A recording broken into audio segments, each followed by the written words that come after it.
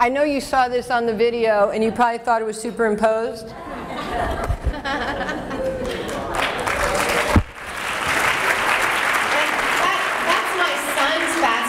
there's no I'm going to sign this. tricks going on here. All right, which one of you wants to come up here and do the push-up? Oh, I thought Wood's hand was up. I'm sorry, was that not yours? We'd love to see that. Question? Yeah, I just would like your take on whether you think there's too much money in professional sports. Specifically because you brought it up that you were buying millionaires, dinner. And I just think there's a lot. Our values are skewed in this country, and that we hardly pay teachers anything, for example, and we pay these athletes,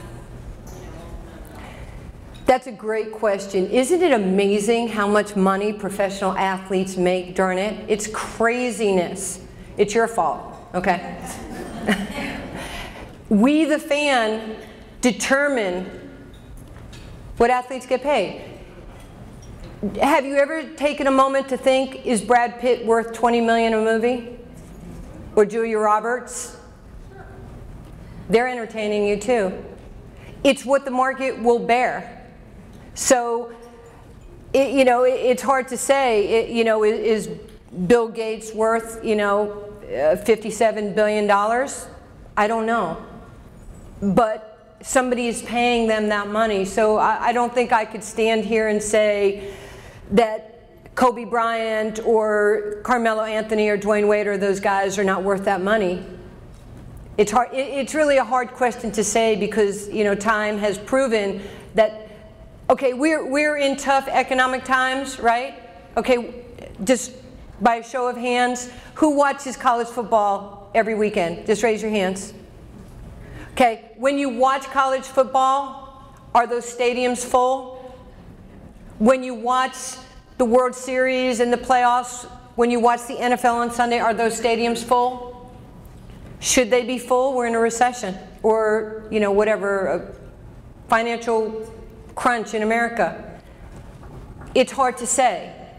I can't blame the athlete for taking the money. If I said to you right now, by the way, I'm going to give you $20 million, would you take it? Would you take it or give it back?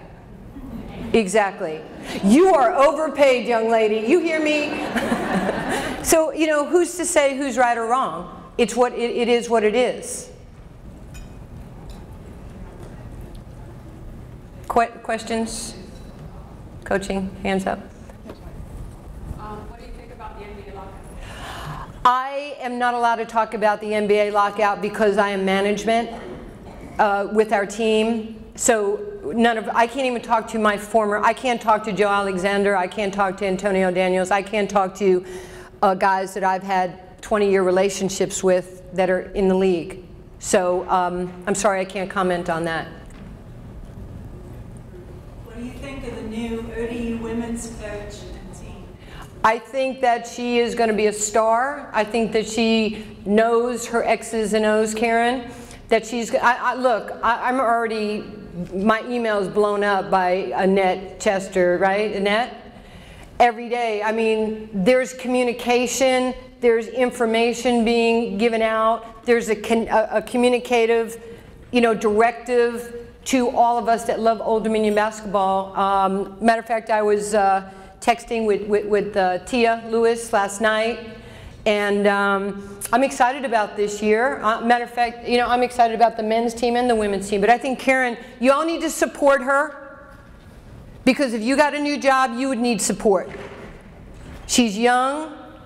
She's going to, help take this program to, to the next level. What Wendy did was phenomenal.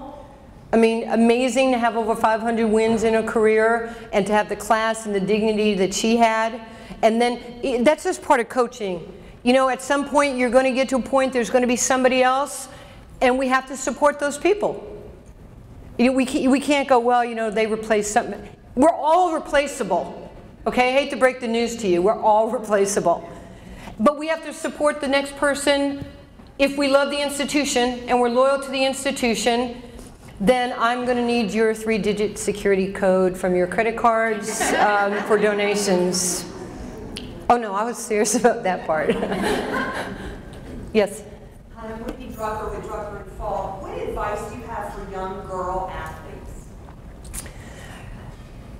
that they need to continue to compete. I would recommend that they compete against boys at a young age, because they're going to be competing against boys in life for jobs, for places on a team, for grades. Why not, you know, young people, if you teach them how to compete at a young age, it's going to be normal to young girls.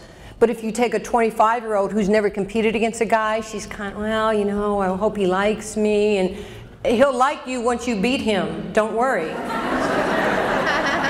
So I think they need to learn, that's a life skill right there. Why are you guys staring at me like that? I just think, I know so many athletes, I know so many business people that love the fact that women are involved in sports, because they can come home, they can talk sports. I mean, I know that I mean, I get calls from guys all the time who just want to talk sports. Matter of fact, more Fortune 500 companies and Fortune 100 companies right now are hiring former athletes from college, because they can compete, they know game plans, they know how to win, they know how to lose, they know how to have self-improvement, they know communication. You can beat them down, yell at them, scream at them, they're going to come back, they don't get their feelings hurt. So we're resilient, and they're hiring those. So, you know, going forward, our society is going to always be about two-income families. Yes? At what age did you know that you wanted to play basketball? I played football first, and then baseball. And then at the age of 8.5 or 9, I started playing basketball, and I fell in love with the game. I have the greatest love story. I fell in love with basketball at 8, and at 53, I'm still in love with it. And actually, which is kind of cool, tomorrow I'm flying to New York, and I'm filming a documentary called First Hoops. And I'm going to PS 104 in Far Rockaway in Bayswater, where I grew up. And I'm doing a video at the first basket that I ever made a basket on. And Kareem Abdul-Jabbar, Julius Erving, myself, Mark Jackson, Chris Mullen, everybody has a first hoop. You have a first hoop. Everybody has a place that they made their first hoop. So I'm going back to shoot the stills and the video, and I have not been back to PS 104 in a long time. So I'm excited about that. But I love this game.